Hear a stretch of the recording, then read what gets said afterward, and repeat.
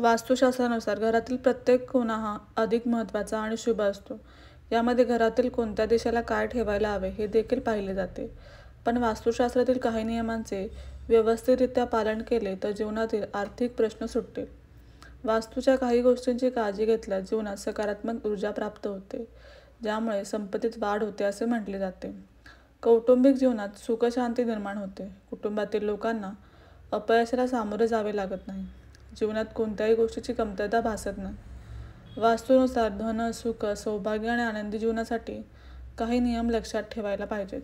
वास्तुशास्त्रानुसार घरातील उत्तर दिशेला भगवान कुबेरांचे स्थान असते असे म्हटले जाते.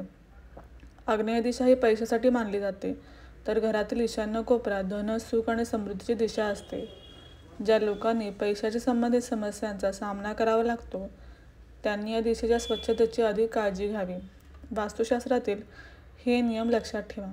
उत्तर दिशा. वास्तुशास्त्रानुसार घराच्या उत्तर दिशेला बुध ग्रहाचा प्रभाव असतो.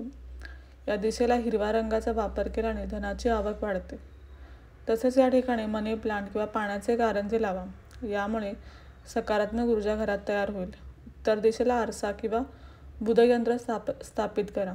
घरातील आर्थिक प्रश्न दूर होतील. आग्नेय दिशा.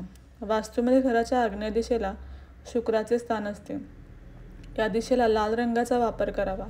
असे म्हटले जाते की या दिशेला शुक्र यंत्राची स्थापना केल्याने घरात सुख, समृद्धी येते, तसेच संपत्तीत वाढ होण्याची शक्यता आहे.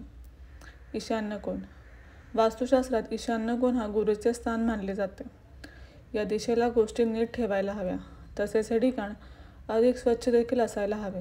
धन, सुख आणि सौभाग्य वाढवण्यासाठी तुम्ही या दिशेला आरसा किंवा गुरुचे यंत्र ठेवू शकता. पूर्व दिशा. घरातील पूर्व दिशा ही अधिक महत्त्वाची असते. या दिशेला मैदान किंवा पाण्याचा प्रवाह असेल तर ते शुभ मानले जाते. आर्थिक आणि व्यावसायिक लाभ देण्यासाठी ही जागा चांगली आहे. या दिशेला सूर्यफूल, झेंडूची फुले लावा. यामुळे घरात सकारात्मक ऊर्जेचा प्रवाह वाढतो.